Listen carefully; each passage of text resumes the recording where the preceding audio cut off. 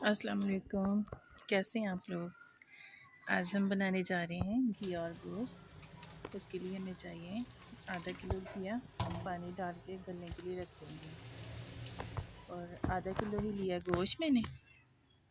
और एक बड़े साइज़ की टमाटर ली है। और एक ही प्याज लिया है।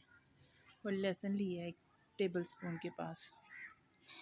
और मैंने लाल मिर्ची डाली हैं, दरा मिर्च डाली, नमक डाला है तकरीबन 1 टीस्पून।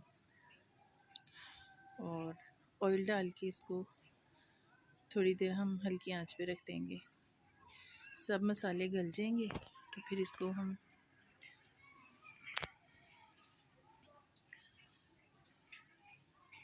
अच्छे से भून लेंगे। चलें जी, ये हमारा गल चुका है। इसको हम मैश कर लेंगे। मैं तो डोई से कर रही हूँ, आप जिससे मर्ज़ी कर सकते हैं।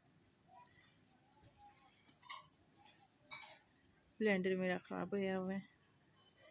और अब हम प्याज टमाटर गल चुके हैं। गोश्त को अच्छी तरह भून लेंगे। जैसे भून जाएगा तो घिया डाल के उसको हरी मिर्चें डालेंगे और कसूरी मेथी डालेंगे। और हमारा घिया गोश्त तैयार। रोटी के साथ गर्मा गर्म खाइए और बताइए आपको कैसा लगा कमेंट्स में ज़रूर। अल्लाह हाफिज़।